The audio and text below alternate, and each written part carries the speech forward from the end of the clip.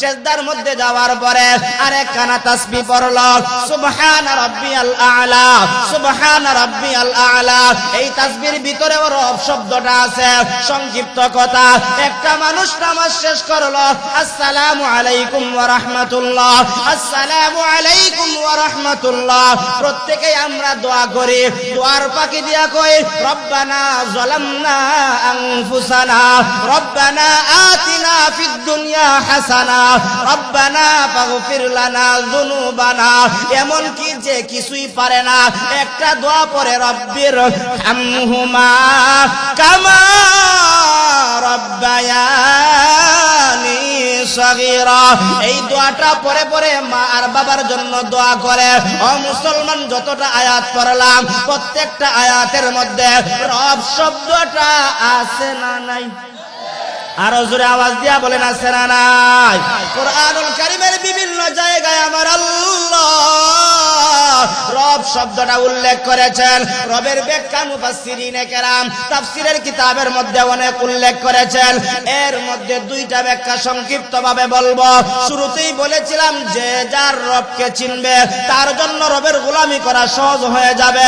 রবের দুইটা ব্যাখ্যা।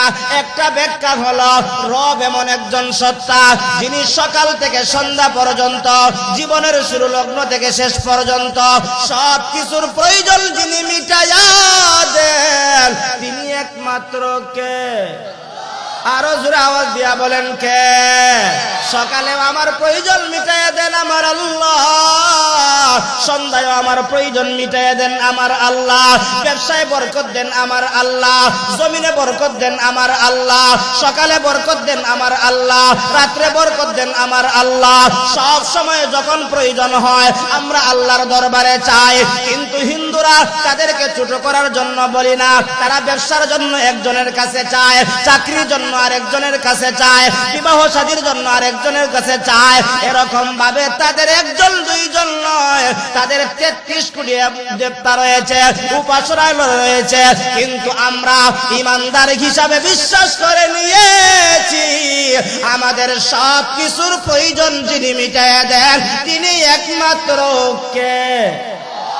আরো জোরে আওয়াজ দিয়া বলেন, কে? সাইয়্যিদুনা হযরত ঈসা আলাইহিস সালাতু ওয়াস সালামকে বাবা ছাড়া মায়ের মাধ্যমে আমার আল্লাহ হযরত ঈসা নবীকে দুনিয়াতে পাঠাইলেন। ঈসা নবীর মা আছে কিন্তু ঈসা নবীর বাবা নাই। ঈসা নবীর মায়ের নাম হলো হযরত মরিয়ম আলাইহাস সালাতু ওয়াস সালাম। কিন্তু মরিয়মের মাও আছে, বাবাও আছে। কিতাবের মধ্যে পাওয়া যায় মরিয়মের মায়ের নাম ছিল হযরতে হান্না, মরিয়মের বাবার নাম ছিল হযরতে ইব্রাহিম, হযরতে ইমরান আলাইহিস সালাতু ওয়াস সালাম। হযরতে মরিয়ম আলাইহাস সালাতু ওয়াস সালামের মাও ছিল, বাবাও ছিল। কিন্তু মরিয়মের ঘরে আল্লাহ একটা সন্তান দিলেন, যেই সন্তানের বাবা নাই। কেবলমাত্র আল্লাহ মায়ের মাধ্যমে দুনিয়াতে পাঠাইলেন। আল্লাহ পাঠায়া দেখাইলেন যে আমি আল্লাহ যদি চাই বাবা ছাড়াও দুনিয়াতে সন্তান দেওয়ার ক্ষমতা একমাত্র কার? আরো জোরে মহব্বতের সাথে আওয়াজ দিয়া বলেন, কার? আল্লাহ রাব্বুল আলামিন হযরতে ঈসা আলাইহিস সালাতু ওয়াস সালামকে দুনিয়াতে পাঠাইবেন। হযরতে মরিয়মকে নির্বাচিত করলেন। আল্লাহ তাআলা নির্বাচিত করে হযরতে মরিয়ম আলাইহাস সালাতু ওয়াস সালামের পেটের মধ্যে সন্তান দিয়ে দিলেন। লম্বা কথা, পেটের মধ্যে সন্তান আসার পরে মরিয়ম টেনশনে পড়ে গেলেন, চিন্তায় পড়ে গেলেন। হযরতে মরিয়ম আলাইহাস সালাতু ওয়াস সালাম আল্লাহ তাআলাকে ডেকে বলেন, আল্লাহ আপনি যে আমার পেটের মধ্যে সন্তান দিয়েছেন, এই সন্তান নিয়ে যদি আমার এলাকার মানুষের কাছে যাই, এলাকার মানুষ আমাকেও গালি দিবে, আমার মা বাবাকেও গালি দিবে। ও আল্লাহ, আমি কি করব, কিভাবে সেটার সমাধান হবে? আল্লাহ তাআলা জানায় দিলেন, মরিয়ম তোমার টেনশন করতে হবে না, সন্তান দিয়েছি আমি আল্লাহ, সেটার জবাবও একমাত্র দিবেন কে? আরো জোরে বলেন কে? সংক্ষিপ্ত কথা, হযরতে মরিয়ম আলাইহিস সালাতু ওয়াস সালামের সন্তান দুনিয়াতে চলে আসলেন। দুনিয়াতে সন্তান আসার পরে আল্লাহ তাআলা জানায় দিলেন, মরিয়ম এক নম্বরের কাজ হলো তুমি তোমার সন্তানকে নিয়ে এলাকার মানুষের কাছে যাইবা, জবান দিয়া কোনো কথা বলবা না, কেবলমাত্র জবান বন্ধ রাইখা রোজা রাখবা, কথা বলবা না, কথা বলবা না। যখন সময় বিপদের সম্মুখীন হয়ে যাইবা, কেবলমাত্র সন্তানের দিকে ইশারা করবা, ইশারা করার সঙ্গে সঙ্গে তোমার কুলের সন্তান তাদের জবাব দিয়ে দিবে। আর জোরে কইনা সুবহানাল্লাহ। তাই হয়ে গেল, হযরতে মরিয়ম আলাইহিস সালাতু ওয়াস সালাম 7 দিন মতান্তরে 40 দিনের সন্তান নিয়ে এলাকার মধ্যে আসলেন। এলাকার লোকেরা মন্তব্য করতে আরম্ভ করল। সেই কথাটা আমার আল্লাহ কালামে হাকিমের মধ্যে বলেন, ইয়া উখতা হারুন মা কানা আবুকি ইমরাআ সাউইন ওয়া মা কানাত উম্মুকি বাগিয়া।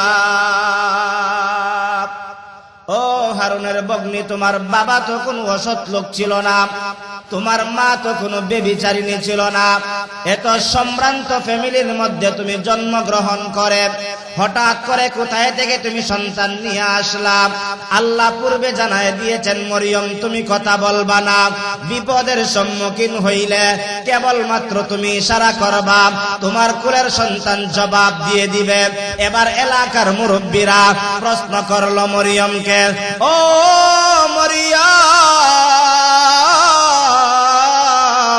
এই মুহূর্তে তুমি জবাব দাও, সন্তান কোথায় থেকে নিয়ে আসছো? এবার হযরতে মরিয়ম কোনো কথা বলেন না।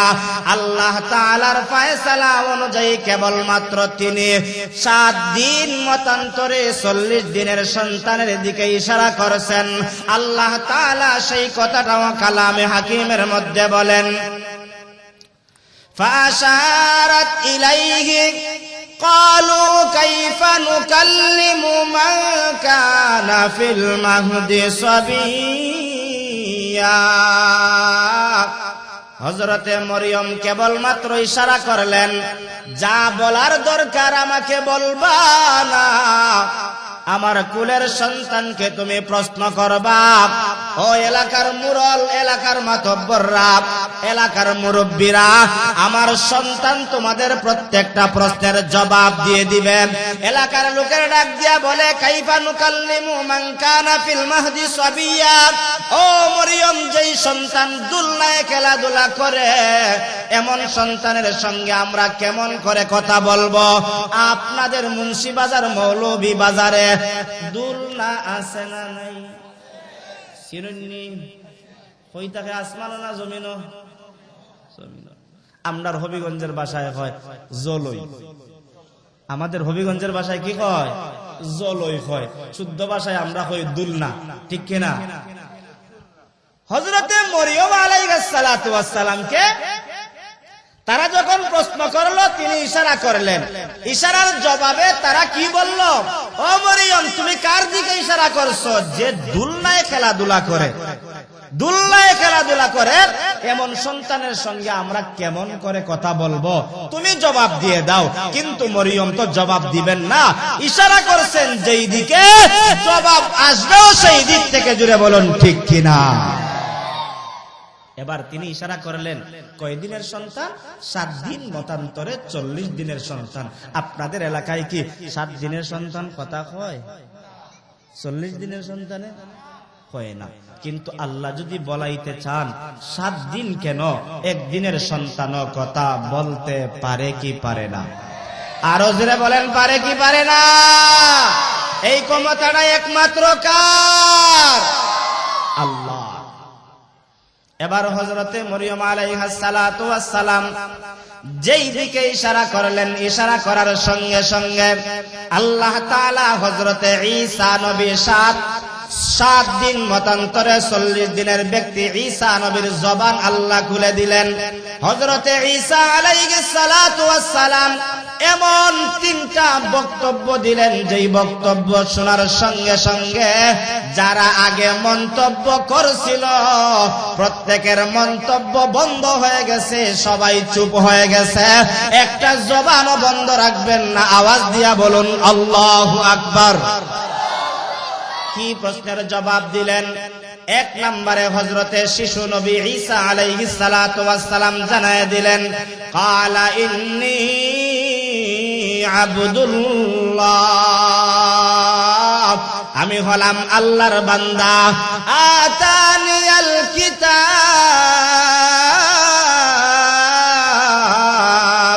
আল্লাহ আমাকে কিতাব দান করেছেন। ওয়া জাআলানি নবিয়্যা, আল্লাহ আমাকে নবী হিসাবে স্বীকৃতি দান করেছেন। জোরে আওয়াজ দিয়া বলি আল্লাহু আকবার। ও মুসলমান, 7 দিনের সন্তান মতান্তরে 40 দিনের সন্তান যদি এমন কথা বলে, যারা সমালোচনা করেছিল তারা কি আর সমালোচনা করতে পারে? আরো জোরে বলেন পারে? ও মুসলমান, যে আল্লাহ বাবা ছাড়া মায়ের মাধ্যমে ঈসা নবীকে দুনিয়াতে পাঠাইয়া আল্লাহর ক্ষমতা প্রকাশ করলেন, আল্লাহর কুদরত প্রকাশ করলেন, যে আল্লাহ রাত্র থেকে দিনকে বের করেন, আবার দিন থেকে রাত্রকে বের করেন, যে আল্লাহ আমাকে আপনাকে কথা বলার শক্তি দিয়েছেন, যে আল্লাহ তাআলা পা দ্বারা হাঁটার মতন শক্তি দিলেন, যে আল্লাহ আমাকে আপনাকে সুস্থতার মতন নিয়ামত দিয়েছেন, ওই আল্লাহর পরিচয় আমাদের জানা দরকার আছে না নাই? আরো জোরে কোন আছে না নাই? আল্লাহর পরিচয় আমাদেরকে জানতে হবে। আমাদের গ্রামের ভাষায় একটা কথা বলে, যে যাকে চিনে সে তাকে মানে। আমি যদি হুজুরে চিনি তাহলে হুজুরে রাস্তার দেখলে কিটা করমু? সম্মান করমু, সালাম দিমু। হুজুরে যদি আমি চিনি না তাহলে রাস্তার দিকে হাইটা গেলে আমি সালাম অনেক সময় বে খেলে নাও দিতে পারি। যে যাকে চিনে সে তাকে কি করে? মানে, সম্মান করে। তো আমরা যদি আল্লাহকে চিনতে পারি, আল্লাহ তাআলার পরিচয় সম্পর্কে জানতে পারি, তাহলে অবশ্যই অবশ্যই মানুষ হিসাবে আল্লাহর গোলামি করা আমাদের জন্য সহজ হয়ে যাবে। জোরে বলুন ঠিক কিনা? যে যাকে চিনে সে তাকে মানে, যে যাকে চিনে সে তার গোলামি করে। এই জন্য আমরা আল্লাহর পরিচয় জেনে আল্লাহর গোলামি করতে আমরা চাই। কারা কারা হাত তুলে আল্লাহ নারায়ে তাকবীর। আরো জোরে আওয়াজ দিয়ে 2টা হাত টান টান করে তুলে রাখেন আর আওয়াজ দেন নারায়ে তাকবীর। আওয়াজটা হইছে না, মুন্সিবাজারের আওয়াজটা হইছে না। আপনার আওয়াজ শুনে বাজারও যারা আছে তারা আইতরি না আইতো না? আরো জোরে এখন আইতরি না আইতো না? তাহলে এবার জোরে আওয়াজ দিয়া গলাটারে ক্লিয়ার কইরা জোরে আওয়াজ দেই নারায়ে তাকবীর। কোরআন সুন্নাহর আলো, কোরআন সুন্নাহ যেখানে, নারায়ে তাকবীর। কষ্ট হইছে কার কার হাত তোলা দিয়ে? আল্লাহর পরিচয় আমরা সংক্ষিপ্ত ভাবে জানবো। আল্লাহর পরিচয় সম্পর্কে জানানোর জন্য আমি আপনাদের খেদমতে মানবতার মুক্তির সনদ মহাগ্রন্থ আল কোরআনুল কারীমের 114 খানা সূরার মধ্য থেকে একখানা সূরা, সূরাতুল হামিম সাজদার 30 নং আয়াত, 31 নং আয়াত, 32 নং আয়াত তেলাওয়াত করেছি। আয়াতগুলোর শুরুতে আল্লাহ তাআলা 1 নম্বরে বলেছেন, নিশ্চয়ই যারা বলবে আল্লাহ আমাদের রব, একটা জবানও বন্ধ রাখবেন না। আমাদের রব কে? আরো জোরে আওয়াজ দিয়া বলেন কে? আল্লাহ তাআলা বলেন, ইন্নাল্লাযীনা ক্বালু রাব্বুনাল্লাহ, নিশ্চয়ই যারা বলবে আল্লাহ আমাদের রব। 2 নম্বরে আল্লাহ বলেন, তুম্মাস্তাকামু ওই কথার উপর যারা ইস্তেকামত থাকবে, অটল অবিচল যারা থাকবে, আমার আল্লাহ তাআলা বাকি আয়াতগুলোর মধ্যে আল্লাহ জানায়া দেয় ওই দুই গুণে যারা গুণান্বিত হবে, দুইটা কোয়ালিটি যারা অর্জন করতে পারবে, আমি আল্লাহ তাদেরকে 5টা পুরস্কার দিয়া জান্নাতের মেহমান বানায়া দিব। সুবহানাল্লাহ। আরো জোরে কই সুবহানাল্লাহ। তাহলে 1 নম্বরের গুণ আমাদের অর্জন করতে হবে, আল্লাহকে রব বলে স্বীকার করতে হবে। আল্লাহকে রব বলে স্বীকার করা আমাদের দরকার আছে না নাই?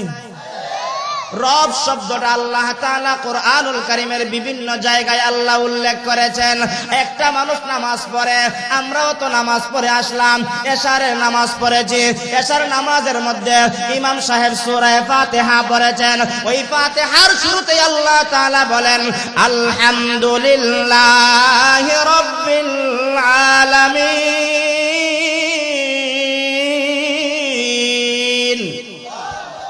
এই আয়াতে কারিমা ইমাম সাহেব পড়েছেন। এই আয়াতের মধ্যে রব শব্দটা আছে। নামাজি নামাজের মধ্যে দাঁড়াইলো, সূরা ফাতিহা শেষ করলো, আরেকখানা সূরা মিলাইলো, এবার রুকুর মধ্যে গেল, একটা তাসবিহ পাঠ করলো, সুবহান রাব্বিয়াল আযীম, সুবহান রাব্বিয়াল আযীম। এই তাসবিহর ভিতরে রব শব্দটা আছে না নাই? আরো জোরে বলেন আছে না নাই? এবার রুকু থেকে দাঁড়ায়া আবার সিজদার মধ্যে গেল, সিজদার মধ্যে যাওয়ার পরে আরেকখানা তাসবিহ পড়লো, সুবহান রাব্বিয়াল আ'লা, সুবহান রাব্বিয়াল আ'লা। এই তাসবিহর ভিতরেও রব শব্দটা আছে। সংক্ষিপ্ত কথা, একটা মানুষ নামাজ শেষ করলো, আসসালামু আলাইকুম ওয়া রাহমাতুল্লাহ, আসসালামু আলাইকুম ওয়া রাহমাতুল্লাহ। প্রত্যেকেই আমরা দোয়া করি, দোয়ার ফাঁকি দিয়া কই রব্বানা যালামনা আনফুসানা, রব্বানা আতিনা ফিদ দুনিয়া হাসানা, রব্বানা ফাগফির লানা যুনুবানা। এমন কি যে কিছুই পারে না, একটা দোয়া পড়ে রব্বির হামহুমা কামা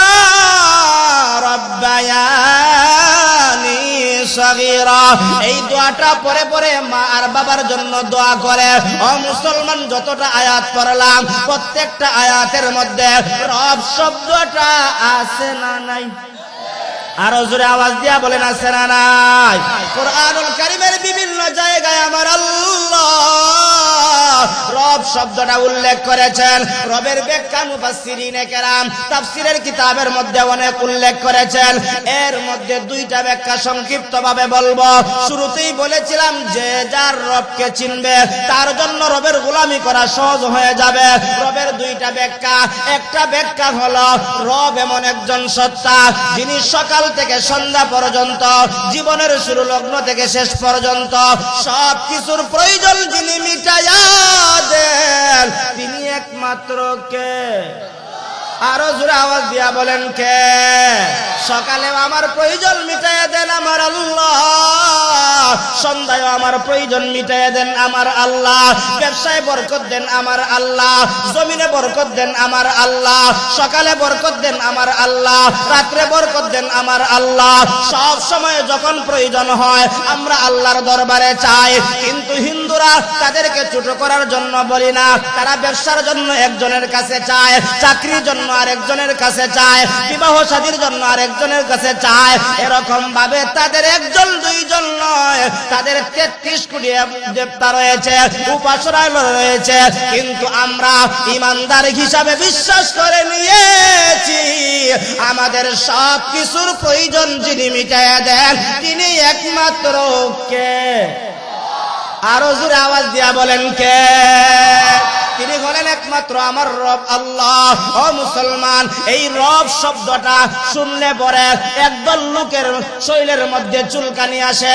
একদল লোক সেই রব শব্দটা শুনতে চায় না, তারা হলো নাস্তিক। নাস্তিকরা আল্লাহকে মানতে চায় না, রবকে মানতে চায় না। আমরা রবকে মানতে চাই, রবের গোলামি করতে চাই, রবের জন্য জীবন দিতে চাই।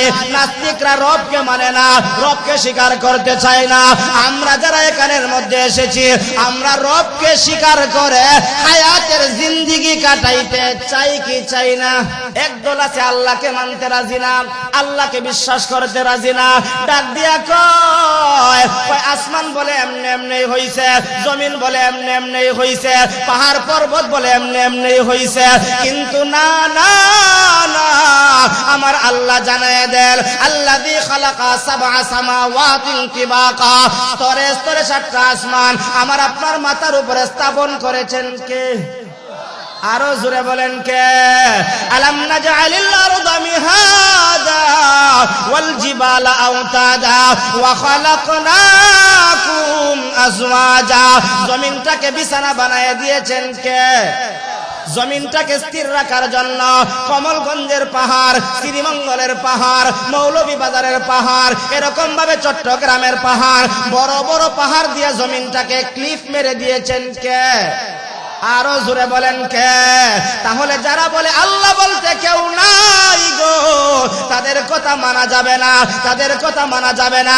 এই জামানায় একদল ছিল আছে, আরে অতীতের জামানায় একদল ছিল, কিয়ামত পর্যন্ত থাকবে। কিন্তু হকের পক্ষে আমরা যারা আছি, আমরা মানি, বিশ্বাস করি আসমান জমিন বানানেওয়ালা একজন আছে, একটা জবানও বন্ধ রাখবেন না, তিনি কে? আরো জোরে বলেন কে? আমরা নাম শুনেছি জামানার ইমাম, ইমামে আজম ইমাম আবু হানিফা রহমতুল্লাহি আলাইহি, তিনার জামানায় আল্লাহ সম্পর্কে নিয়ে বাজে মন্তব্য করেছিল। একদল বলতে আরম্ভ করলো আল্লাহ বলতে আমরা কেউরে মানি না, ওই আসমান বলে এমনি এমনি হইছে, জমিন এমনি এমনি হইছে, পাহাড় পর্বত এমনি এমনি হইছে। জামানার ইমাম ইমামে আজম আবু হানিফা বলেন তুমি যতই বলো তোমার কথা মানতে রাজি না। আমি বিশ্বাস করি আসমান বানানেওয়ালা আছে, আমি বিশ্বাস করি জমিন বানানেওয়ালা আছে, আমি বিশ্বাস করি পাহাড় পর্বত বানানেওয়ালা আছে। নাস্তিককে যতই বোঝানো হয় নাস্তিক মানতে রাজি না।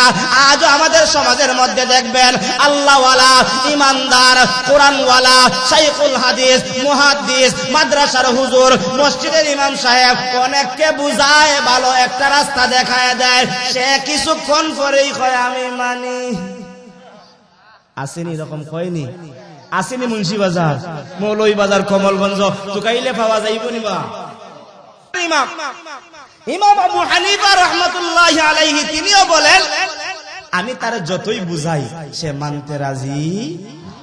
শেষ পর্যায়ে আমি তার সঙ্গে শক্ত হয়ে একটা কথা বললাম, তুমি প্রমাণ করো, নাই বলতে কি প্রমাণ তুমি দেখাইবা? আর আমি দেখাইবো আল্লাহ যে একজন আছেন বানানেওয়ালা, সৃষ্টি করনেওয়ালা, আমি তোমাকে প্রমাণ করে দেখাই দিব। মনে করেন আগামীকাল সকাল 10টার সময় দুজন মোকাবেলা হবে, একজনে প্রমাণ করবে আল্লাহ নাই, আর একজনে প্রমাণ করবে আল্লাহ আছে। মনে করেন আগামীকাল সকালবেলা সকাল 10টার সময় এই মাঠের মধ্যে উপস্থিত হওয়ার কথা, কিন্তু নাস্তিক ঠিক মতোই আসছে, তার প্রমাণ নিয়ে তার যুক্তি যতটুকু আছে যুক্তি দিবে। কিন্তু ইমামে আজম আবু হানিফা রাহমাতুল্লাহি আলাইহি আসতে একটু লেট হয়ে গেছে, দেরি হয়ে গেছে। আল বিদায়া ওয়ান নিহায়া কিতাবের মধ্যে লেখা হয় বেশি সময় লেট হয় নাই, সামান্য সময় লেট হয়েছে। লেট হওয়ার কারণে নাস্তিক এবার বাঁকা নজরে তাকাইয়া কয় দেখছনি মোল্লা বেটায় মনে হয় কোনো প্রমাণ পাইছে না, এর লাগা মোল্লা বেটা আইছে। এরকম সমালোচনা করেনি না করে না? তারা মনে বুঝছে না, করেনি না করে না? ও চাচা করেনি না করে না? করেনি। এরকম সমালোচনা করা ঠিক নেই, ঠিক নেই। হুজুর যদি আইতে একটু খালি লেট করে রাস্তাত কয় মনে হয় মাদ্রাসার মুলতা হিসেবে দাওয়াত দিছি, কিন্তু রাস্তার, বাংলাদেশের রাস্তা, বাংলাদেশের যে অবস্থা, ঠিক মতো আইসা পৌঁছাটা মুশকিল, টাফ ব্যাপার হয়ে যায়। এজন্য না যাই না, না বুঝা কারো মন্তব্য করা ঠিক। নাস্তিকে মন্তব্য করছে, মন্তব্যটা কি? মনে হয় ইমামে আজম ইমাম আবু হানিফা কোনো প্রমাণ পান নাই, সেই জন্য আসেন নাই। এমন মন্তব্য করতে না করতেই জামানার ইমাম আইসা উপস্থিত হয়ে গেছেন। আওয়াজ দিয়া বলি আল্লাহু আকবার। ইমামে আজম ইমাম আবু হানিফা রাহমাতুল্লাহি আলাইহি এবার নাস্তিকের সামনে যখন হাজির হয়ে গেলেন, নাস্তিক এবার বাহানা তালাশ করে। নাস্তিক ডাক দিয়া বলে, ওরে ইমামে আজম, তুমি যেহেতু সময় মতো আসছো না, তোমার সঙ্গে আমি আর মোকাবেলা করব না, তোমার সঙ্গে আমি আর বাহাস করব না। ইমামে আজম বিচক্ষণ ব্যক্তি ছিলেন। হুজুরদের ছোট ছোট ফেস আছে, যেই ফেসের কথা কইয়া দেখা যায় বড় ঝামেলাটা মুহূর্তের ভিতরে 2-4টা কথা কইয়া সমাধান কইরা দেয়। এমন কিছু জ্ঞানী হুজুর আছে না নাই? আরো জোরে কইন। এদিকের অবস্থা জানি না, আমাদের হবিগঞ্জে এমনও কিছু এলাকা আছে, যদি ঝগড়া লাগে আলিম ওলামা আগে যাবে, সমাধান কেউ করতে পারে না। আলিম ওলামা মুহূর্তের ভিতরে বড় বড় দাঙ্গা হাঙ্গামা, বড় বড় ঝগড়া মুহূর্তের ভিতরে তারা মিটিয়ে দেয়। তাদের বুদ্ধি একমাত্র দিছেন কে? ইমামে আজমেরও বুদ্ধি আছে। ইমামে আজম আবু হানিফা বলেন, ও নাস্তিক, আচ্ছা ঠিক আছে, সময় মতো যেহেতু আসতে পারছি না, আমার সাথে তোমার যুদ্ধ করার মোকাবেলা করার দরকার নাই। এবার শুনো, আমার কেন লেট হয়েছিল, কেন দেরি হয়েছিল, বহস করার দরকার নাই। আমাদের লেট হয়েছে এটা শুনলে তো কোনো অসুবিধা নাই। এবার নাস্তিক কয়েছে, ঠিক আছে, এবার তো তুমি হারিয়ে গেলাই, এখন আমি তোমার দেরি কেন হইছে, লেট কেন হইছে, এই কথাটা শুনলে তো কোনো অসুবিধা নাই। এবার ইমামে আজম রহমতুল্লাহি আলাইহি বলেন, আমি আসার পথে একটা নদী পড়ে গেছে, নদীটা কিভাবে পার হব আমি টেনশনে পড়ে গেছি। আচ্ছা ঠিক আছে, কেমনে তুমি পার হইছ? ইমামে আজম আবু হানিফা ডাক দিয়া বলেন, ও নাস্তিক শুনো, আমি যখন টেনশনে পড়ে গেলাম, চিন্তায় পড়ে গেলাম, কিভাবে আমি এত বড় নদীটা পার হব। হাইটা হাইটা পার হওয়ার কোনো সুযোগ নাই, সাঁতার দিয়া পার হওয়ার কোনো সুযোগ নাই। হঠাৎ করে আমি তাকায় দেখলাম নদীর পাড়ের মধ্যে একটা গাছ দাঁড়িয়ে আছে। ওই গাছের দিকে তাকাইলাম, এমনি এমনি দিকে গাছটা কাটা হয়ে গেছে। নাস্তিকের মাথাটা গরম হইতে আরম্ভ হইছে। এবার ইমামে আজম আবু হানিফা রাহমাতুল্লাহি আলাইহি বলেন, নাস্তিক শোনো, আমি তো কিছুক্ষণ পরে দেখতে পাইলাম গাছটা কাটা হয়ে যাওয়ার পরে গাছ থেকে এমনি এমনি তক্তা হয়ে গেছে। তক্তা হয়ে যাওয়ার পর আমি দেখতে পাইলাম গাছের তক্তা থেকে এমনি এমনি জোড়া লাইগা নৌকা হয়ে গেছে। নৌকা হয়ে যাওয়ার পর আমি দেখতে পাইলাম এই নৌকাটা মাঝি সারা, মাল্লা সারা, ওপার থেকে আমাকে এই পারে নিয়ে আসলো। নাস্তিক এবার ডাক দিয়া কয়, আবু হানিফা তোমার কি মাথা ঠিক আছে? ইমামে আজম বলেন, হ্যাঁ আমার মাথা ঠিক আছে। এবার নাস্তিক ডাক দিয়া বলে, ও ইমামে আজম আবু হানিফা, গাছ কাটতে হলে তো করাতের প্রয়োজন হয়, শুধুমাত্র করাত দিয়া কাটতে পারে না, ব্যক্তিরও প্রয়োজন হয়। গাছ এমনি এমনি কেমনে কাটা হয়? আচ্ছা বুঝলাম, গাছ কাটা হয়ে গেছে, গাছ থেকে তক্তা বের করতে হলেও তো করাতের প্রয়োজন হয়, মেইলের প্রয়োজন হয়। এখানে মেইল কোথায় থেকে তুমি পাইলা? আচ্ছা বুঝলাম, ঠিক আছে, তক্তা হয়ে গেল, কিন্তু তক্তার পরে তুমি যে বললা নৌকা হয়ে গেছে, নৌকা তো যে কেউ বানাইতে পারে না।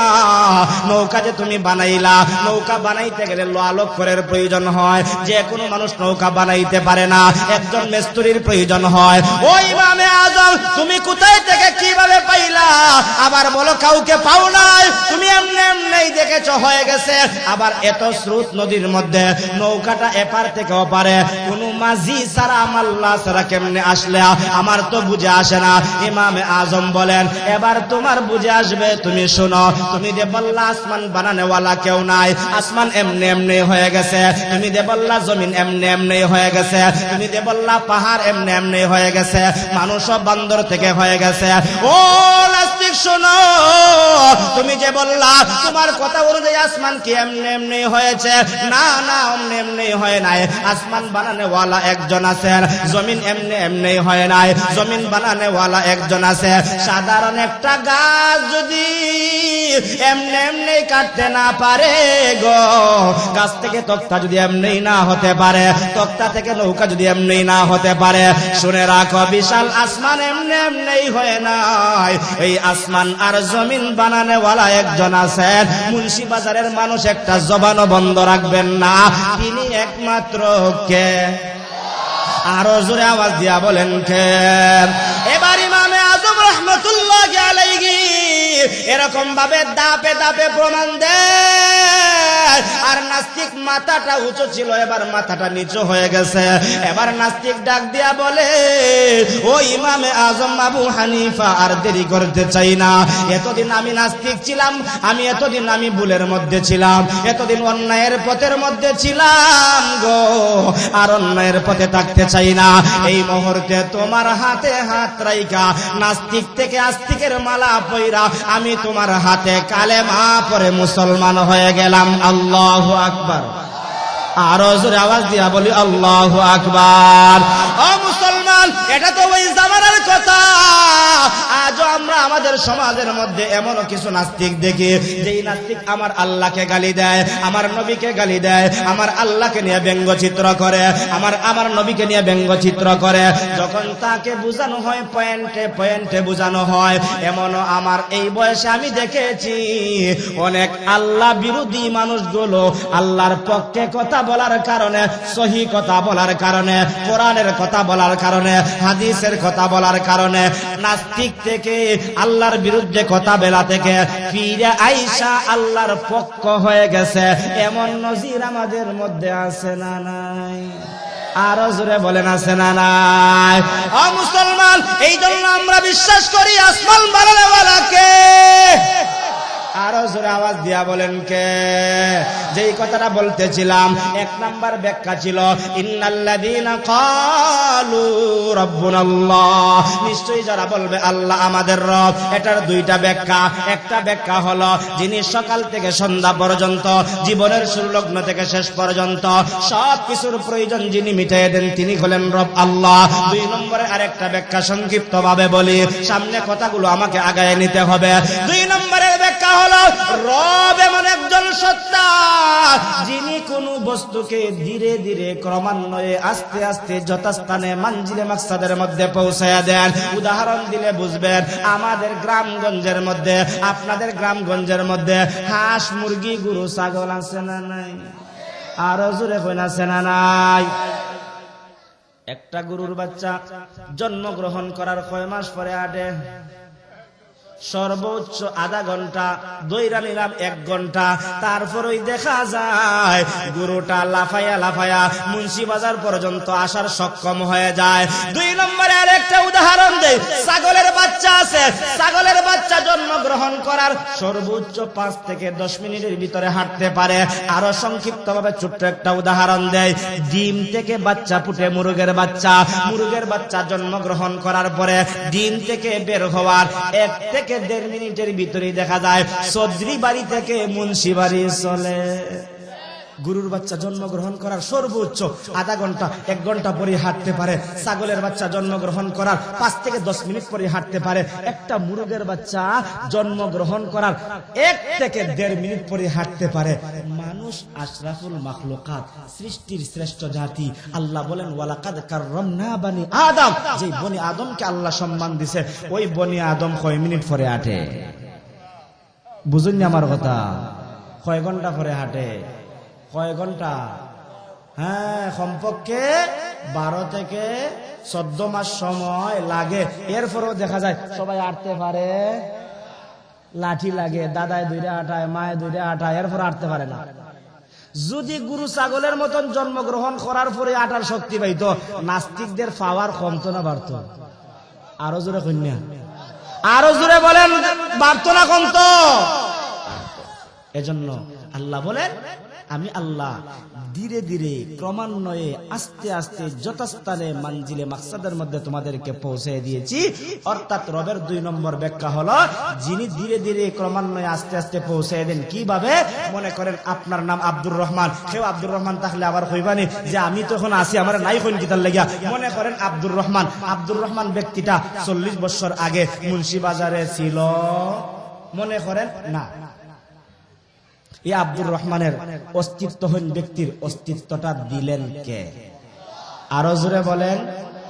আমার আল্লাহ তার কালামে হাকিমের মধ্যে বলেন, হুয়াল্লাযী খালাকাকুম মিন তুরাবিন সুম্মা মিন নুতফা সুম্মা মিন আলাকাতিন সুম্মা ইউখরিজুকুম তিফলান সুম্মা লিতাবলুগু আশুদ্দাকুম সুম্মা লিতাবলুগু আশুদ্দাকুম সুম্মা লিতাকুনু শুয়ুখা। আল্লাহ তাআলা বলেন, তিনি তোমাদের রব, যিনি তোমাকে সর্বপ্রথম মাটি থেকে সৃষ্টি করেছেন, মাটির পরে শুক্রবিন্দুতে রূপান্তরিত করাইলেন, জমাট রক্তে ধারণ করাইয়া আমার আল্লাহ আপনার মায়ের পেটের ভিতরে, আমার মায়ের পেটের ভিতরে আমাকে গোস্তের আকারে ধারণ করাইয়া এরকম ভাবে বডিটা ফিটিং কইরা, হাতের জায়গায় হাত দিয়া, পায়ের জায়গায় পা দিয়া, চোখের জায়গায় চোখ দিয়া, যেখানে যেটা ফিটিং করা দরকার, আব্দুর রহমানের চেহারাটা যেরকম ভাবে সুন্দর লাগবে, আব্দুর রহমানের পাটা যেরকম ভাবে সুন্দর লাগবে, আব্দুর রহমানের কানটা যেরকম ভাবে সুন্দর লাগবে, যেখানে যেটা দেওয়ার প্রয়োজন এরকম ভাবে ফিটিং কইরা মায়ের পেটের ভিতরে এত সুন্দর আকৃতি যিনি দিয়েছেন তিনি একমাত্র কে? আরো জোরে আওয়াজ দিয়া বলেন কে?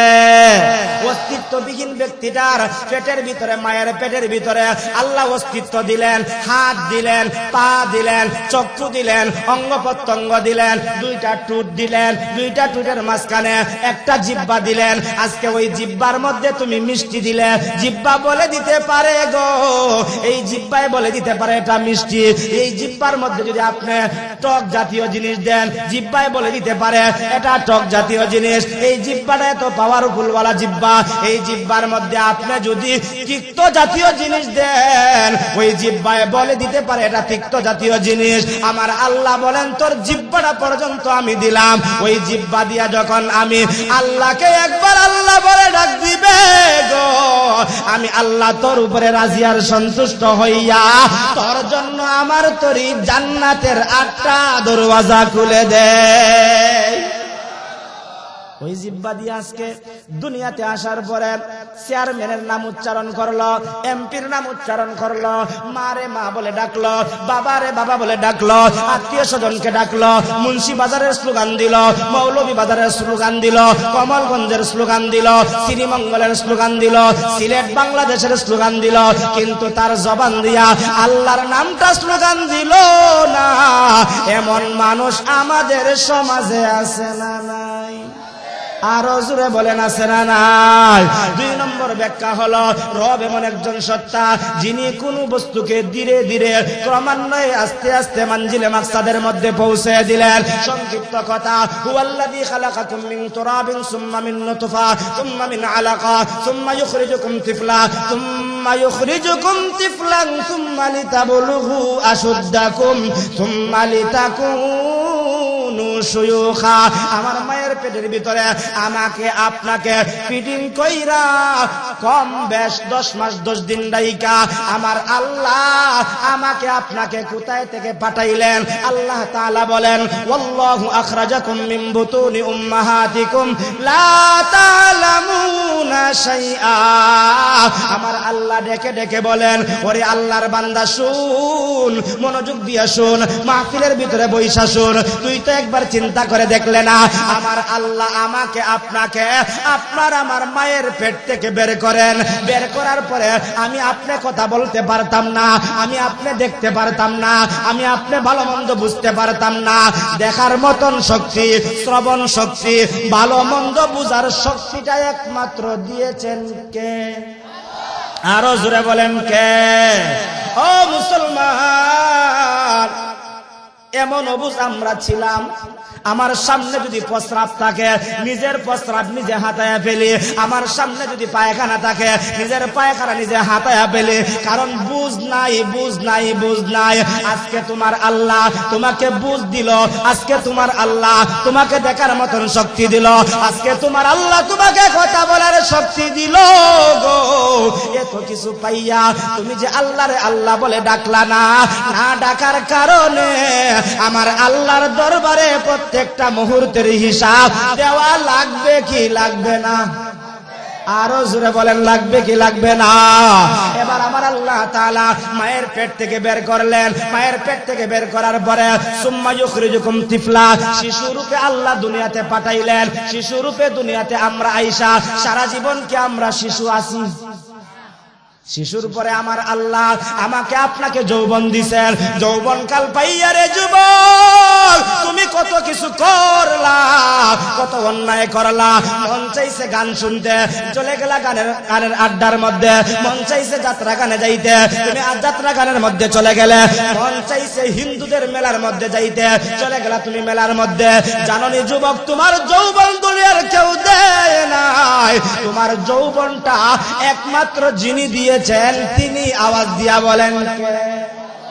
আরো জোরে আওয়াজ দিয়া বলেন কে? ওই আল্লাহ তাআলা বলেন, আমি আল্লাহ তোকে শিশুরূপে দুনিয়াতে পাঠাইলাম। শিশুরূপে দুনিয়াতে পাঠানোর পরে আমি আল্লাহ রাব্বুল আলামিন তোরে শিশু রাখি নাই, যৌবনে পদার্পণ করাইলাম। যৌবন টিকে রাখার জন্য সপ্তাহে 2 দিন গিয়া সেলুনের মধ্যে ক্লিন শিফট করে যুবক এমন আছে না নাই? আরো জোরে বলেন আছে না নাই? এবার আপনাদের কাছ থেকে জানতে চাই, ক্লিন শিফট কইরা কেউ কি তার যৌবন টিকায় রাখতে পারছে? আরো জোরে বলেন। আমার আল্লাহ বলেন, ওরে যৌবনকারী যুবক, তোরে যৌবন আমি আল্লাহ দিলাম গো। এই যৌবনটা তুই পাইলে ইবাদতের মধ্যে তুই কাটাইলে না। এই যৌবনটা তুই পাইলে আমার গোলামির মধ্যে কাটাইলে না। কিন্তু তোর যৌবন তো টিকায় রাখতে পারলে না। তুমালি তাকুনু শুয়ুখা, আমি আল্লাহ তোকে বৃদ্ধে রূপান্তরিত করে দিলাম। আজকে যারা পাকনা দাড়িওয়ালা মুরব্বী আছেন, আপনিও তো একদিন যুবক ছিলেন। একদিন তো আপনার শরীরের মধ্যে সঞ্চয় ছিল, আপনার শরীরের মধ্যে শক্তি ছিল। আমার আল্লাহ এমন আল্লাহ আজকে তোমাকে বৃদ্ধ বানাইছে। অস্তিত্বহীন ব্যক্তিটার অস্তিত্ব দিয়া, জীবন দিয়া, শিশুকাল দিয়া, যৌবন দিয়া বৃদ্ধে রূপান্তরিত করায়া ধীরে ধীরে আল্লাহ পৌঁছে দিয়া বুঝাইলেন, দুনিয়ার কেউ তোমাদের পরিবর্তন ঘটায় নাই। শিশুকাল থেকে যৌবনে যে আল্লাহ পদার্পণ করাইছে, যৌবন থেকে বৃদ্ধে রূপান্তরিত যে আল্লাহ ঘটাইছে, ওই আল্লাহকে আমাদের চিনা দরকার আছে না নাই? আরো জোরে বলেন আছে না নাই? সংক্ষিপ্ত কথা, ইন্নাল্লাযীনা ক্বালু রাব্বুনাল্লাহ, নিশ্চয়ই যারা বলবে আল্লাহ আমাদের রব। 2 নম্বর হলো তুম্মাস্তাকামু, ওই কথার উপর যারা ইস্তেকামত থাকবে, অটল থাকবে, অবিচল থাকবে। আজকে তো দেখা যায় সামনে নির্বাচন আসতেছে, 5 টাকার চায়ের বিনিময়ে ঈমান বিক্রি কইরা আরেকজনের কাছে ঈমান রে এরকম ভাবে হস্তান্তর কইরা 500 টাকা আর 1000 টাকা লইয়া ঈমান বিক্রি করে এমন মানুষ আছে না না? ওই বেটা খাইলাম অমুকের কাছ থেকে 1000, অমুকের কাছ থেকে খাইলাম 1000, কলিমুদ্দিনের কাছ থেকে খাইলাম 1000। তুমি যে দুকাবাজি করলা, আল্লাহর সঙ্গে তুমি এরকম ভাবে গাদ্দারি করলা। তুমি তো ন্যায় নিষ্ঠ দেইকা, ঈমানের উপরে অটল থাইকা যাকে তোমার ভালো লাগে তাকে দিবা। তুমি যে চক্রান্ত করলা, ঈমান বিক্রি করলা, তোমার আমল বিক্রি করলা, তোমার প্রত্যেকটা কদমের হিসাব, প্রত্যেকটা কদমের হিসাব, প্রত্যেকটা জবানের হিসাব আল্লাহর কাছে দেওয়া লাগবে কি লাগবে না? এবার চাচার মাথাটা গরম হয়ে গেছে। যেই চাচা ভাতিজাকে ছেলের মতন মায়া করে, ছেলের মতন মহব্বত করে, ছেলের মতন ভালোবাসে, সকালবেলা একটা পোশাক পরিধান করত, বিকাল বেলা আরেকটা পোশাক পরিধান করত। এক পর্যায়ে ওই আব্দুল উজ্জাকে তার চাচা ডাক দিয়া বলে, গো ও ভাতিজা, তুমি যে মুহাম্মদের ধর্ম গ্রহণ করে ফেলেছ, এবার তোমার জন্য তো ভালো হবে না, তোমার জন্য তো ভালো হবে না। আব্দুল উজ্জা ডাক দিয়া বলে, গো বালা হোক বা না হোক, যেই ধর্ম গ্রহণ করেছি সেই ধর্ম আর কখনো ছাড়া যাবে না। ও মুসলমান, এরকম ঈমান আমাদের বানানো দরকার আছে না নাই? আরো জোরে বলেন আছে না নাই? এবার বিপদের পর বিপদ আসতে আরম্ভ করলো। চাচা ডাক দিয়া বলে, মুহাম্মদের ধর্ম গ্রহণ করেছ, এই বাড়িতে আর থাকতে পারবা না। আচ্ছা ঠিক আছে, আমি আর এই বাড়িতে থাকবো না। মুহাম্মদের ধর্ম গ্রহণ করেছ, আর সকাল বিকাল টাকা পয়সা পাইবা না। যা টাকা পয়সা তোমাকে দিয়েছি সব কিছু ফেরত দিয়ে দাও। আচ্ছা চাচা, ফেরত দিয়ে দিব, বাড়ি ঘর ছেড়ে দিব। বলে এখানের মধ্যে শেষ নয়, যেই পোশাক পরিধান করেছ এই পোশাকও তোমার শরীরের মধ্যে থাকতে পারবে না, খুলে আমাকে দিয়ে দাও। এবার চাচার কথা শুই না, ভাতিজা ঈমান গ্রহণ করার কারণে শরীরের জামাটা পর্যন্ত খুলে দিয়ে দিল। এবার ডাক দিয়া বলে, চাচা গো, সব কিছু ছাড়লাম কিন্তু ঈমান ছাড়তে পারবো না। আওয়াজ দিয়া বলুন না আল্লাহু আকবার। আরো জোরে আওয়াজ দিয়া বলি আল্লাহু আকবার। আমরা হইলে কইতাম ও চাচা পোশাক দিবাই দূরের কথা, টাকা পয়সা দিবাই না দূরের কথা, বাড়ি ঘর ছাড়ার কথা কইতেছ, কিছুই আমার ছাড়তে হবে না, যেই ধর্ম গ্রহণ করছিলাম এইটা আমি ছাইরা দেই। আমরা হইলে কইতাম না কইতাম না? সাহাবী আব্দুল উজ্জা এবার ডাক দিয়া বলে ও গো চাচা আমার কাছে আর কি চাও? বাড়ি চাইলা বাড়ি দিয়ে দিলাম, টাকা পয়সা নিয়ে নিলাম, ধন সম্পদ নিয়ে নিলাম, শৈলের পোশাকটা নিয়ে নিলাম, এখন আমার কাছে তুমি কি চাও? এবার আব্দুল উজ্জার চাচা ডাক দিয়া বলে গো এবার তোমার পরনের মধ্যে যেই কাপড়টা আছে ওই কাপড়টাও তো আমার টাকার কিনা, ওই কাপড়টাও তুমি আমাকে ফিরে দাও। ও মুসলমান, আমরা তো বংশসূত্রে মুসলমান, আমরা বংশসূত্রে ইমানদার, আমাদের যদি এরকম পরিস্থিতি হইতো কখনো আমরা এরকম ভাবে ইমানের উপরে অটল থাকতাম না, অবিচল থাকতাম না, বলতাম কি আগে আমার জান বাঁচানি দরকার। আগে কি জান বাঁচানি দরকার না ইমান বাঁচানি দরকার? আমরা গ্রামগঞ্জে আমরা কিছু কিছু মানুষ হই না যে আরে আগে জান বাঁচানি দরকার, ইমান বাঁচানি পরে, আগে জান বাঁচানি দরকার, ওই জান বাঁচাইবার লাগে বলে সবকিছু খাওয়া দরকার। সবাই কইতা না নাউজুবিল্লাহ? আরো জোরে কইনা নাউজুবিল্লাহ? এবার আব্দুল উজ্জা ডাক দিয়া বলেন ও চাচা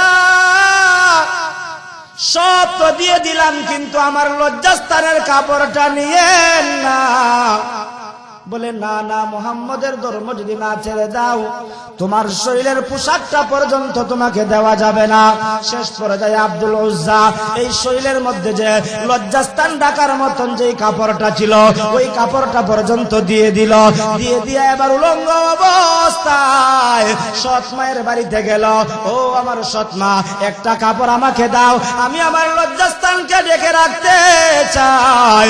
এবার যখন লজ্জাস্থান ঢাকার জন্য একটা মাত্র কাপড়ের টুকরা দিল, ওই কাপড়টা দিয়া লজ্জাস্থান দাইকা গো আব্দুল উজ্জা এবার 350 মাইল দূর মক্কা থেকে হাইটা হাইটা রওনা হয়ে গেল।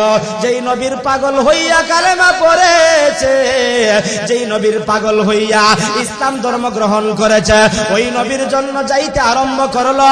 যাওয়ার সময় তার পেটের মধ্যে কোনো খাবার নাই, শরীরের মধ্যে কোনো পোশাক নাই, জীর্ণ শীর্ণ শরীর লইয়া মক্কা থেকে মদিনায় রওনা হয়ে গেল।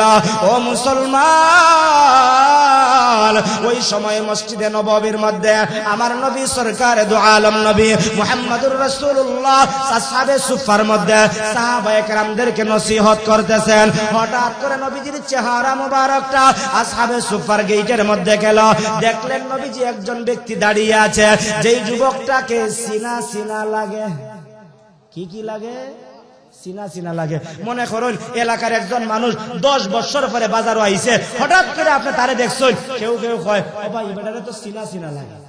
কয়নি না কয় না? আরো জোরে এখন কয়নি না কয় না? কয় ওই বেটারে দিকে চিনা চিনা লাগে। আর একজনে কয় বা চিনছো না নি, তাই তো কলিমউদ্দিনের ছেলে। বলে কই আসতা? বলে দীর্ঘদিন তাই বাহিরে আসতা, এই জন্য তুমি চিনছো না। আল্লাহর পয়গম্বর যখন তাকাইলেন আসহাবে সুফার দরওয়াজার মধ্যে তারা তাই দেখেন যে ওই জায়গার মধ্যে একটা যুবক জীর্ণ শীর্ণ অবস্থায় দাঁড়িয়ে আছে, সারা শরীরের মধ্যে কোনো কাপড় নাই, লজ্জাস্থানের মধ্যে একটা কাপড় আছে। নবীজি দেখে চিনে ফেললেন, চিনা চিনা লাগতেছে, তাকে তো আমি মক্কায় দেখেছি, তাকে তো আমি মক্কায় দেখেছি। আল্লাহু আকবার। নবীজি আবার আলোচনা বন্ধ করে ওই লোকটার দিকে তাকাইলেন, তাকাইয়া কাছাকাছি আসলেন, আয়েশা জিজ্ঞাসা করেন ও যুবক তোমার বাড়ি কোথায়? যুবক দুইটা চোখের পানি ছেড়ে দিয়া বলেন ও গো রাহমাতুল লিল আলামিন গো, আমি হলাম ওই যুবক যেই যুবক সকাল বেলা একটা পোশাক পরিধান করতাম, বিকাল বেলা একটা পোশাক চেঞ্জ করতাম। ইয়া রাসূলুল্লাহ, ইয়া হাবিবাল্লাহ, আমি হলাম সেই আব্দুল উজ্জা। বলে আব্দুল উজ্জা তোমার এরকম অবস্থা কেন? বলে আপনার ধর্ম গ্রহণ করার কারণে আমার চাচা আমার ধন সম্পদ নিয়ে নিল, আপনার ধর্ম গ্রহণ করার কারণে আমার চাচা আমার কাপড় চোপড় নিয়ে নিল, আপনার ধর্ম গ্রহণ করার কারণে আমার চাচা আমাকে হালত ধরায়া বাড়ি থেকে বের করে দিল। আমি সিদ্ধান্ত নিলাম আর মক্কায় থাকবো না। যার প্রেম আর ভালোবাসা নিয়ে আমি ইসলাম ধর্ম গ্রহণ করেছি, ওই মুহাম্মদের ধর্ম গ্রহণ কইরা মুহাম্মদের দ্বার কাছ পর্যন্ত পৌঁছতে চাই। ইয়া রাসূলুল্লাহ, আমি আপনার কাছ পর্যন্ত এসেছি। এই দৃশ্য দেখা আমার নবী সাল্লাল্লাহু আলাইহি ওয়াসাল্লাম উনার গায়ের চাদরটা হযরতে আব্দুল উজ্জাকে দিয়ে দিলেন। আর 2 নম্বরে ডাক দিয়া বললেন, ও আমার সাহাবীরা শোনো, তার আগের নাম ছিল আব্দুল উজ্জা, আজকে থেকে তার নাম হয়ে গেল আব্দুল্লাহ। জোরে জোরে আওয়াজ দিয়া বলুন আল্লাহু আকবার। আরো জোরে আওয়াজ দিয়া বলি আল্লাহু আকবার। ও মুসলমান, তারাও তো ছিল ইমানদার, আমরাও তো ছিলাম ইমানদার, আমরা হলাম বংশসূত্রে ইমানদার। এই জন্য আমাদের ইমানের কোনো পাওয়ার নাই। আমরা এমন ইমানদার হইছি গো, ভালো কাজ করব দূরের কথা, মন্দ কাজ থেকে বিরত থাকবো দূরের কথা, আল্লাহর ঘর মসজিদ পর্যন্ত আসি না, এমন নামদারি মুসলমান আছে না? কেউ আছে শুক্রবারে খালি আসে, কেউ আছে খালি সময়ে সুযোগে সন্ধানে যখন সময় পায় তখন নামাজ পড়ে। কিন্তু সাহাবায়ে কেরাম ইসলাম গ্রহণ করার পরে আল্লাহর সমস্ত আদেশ পালন করেছেন, আল্লাহর সমস্ত নিষেধগুলো বর্জন করেছেন। আমিনু কামা আমানান নাস, এরকম ঈমান আমাদেরকে বানানো দরকার আছে না নাই? আরো জোরে বলেন আছে না নাই? ও মুসলমান, তুমি খাঁটি ইমানদার হয়ে যাও, ওই কথার উপর তুমি ইস্তেকামত হয়ে যাও, অটল অবিচল হয়ে যাও। তোমার উপরে আমার আল্লাহ সন্তুষ্ট হইয়া তোমার অভিভাবক আর গার্জিয়ান একমাত্র হয়ে যাবেন আমার আল্লাহ। জোরে জোরে আওয়াজ দিয়া বলুন না সুবহানাল্লাহ। ইমানদারের অভিভাবক কে? ইমানদারের অভিভাবক কে? আরো জোরে বলেন কে? আরো আওয়াজ দিয়া বলেন কে? ইমানদারের অভিভাবক আল্লাহ। আর আল্লাহ তাআলার প্রিয় ইমানদাররা আল্লাহকে মহব্বত করে। ওয়াল্লাযীনা আমানু আশাদ্দু হুব্বাল লিল্লাহ, ইমানদার একমাত্র ভালোবাসে কাকে? আরো জোরে বলেন কাকে? আল্লাহকে আমরা মহব্বত করতে চাই। কারা কারা হাত তুলে আল্লাহর দেখাই? দিওটা তোলা দেই। আমরা কারে ভালোবাসতে চাই? আরো জোরে বলেন কাকে? আল্লাহ আমাদের সবাইকে আপনার মহব্বত আর ভালোবাসা নিয়ে হায়াতের জিন্দেগি কাটানোর তৌফিক দাও। সবাই জবান খুলে আওয়াজ দিয়া বলি আমিন। আরো জোরে বলি আমিন।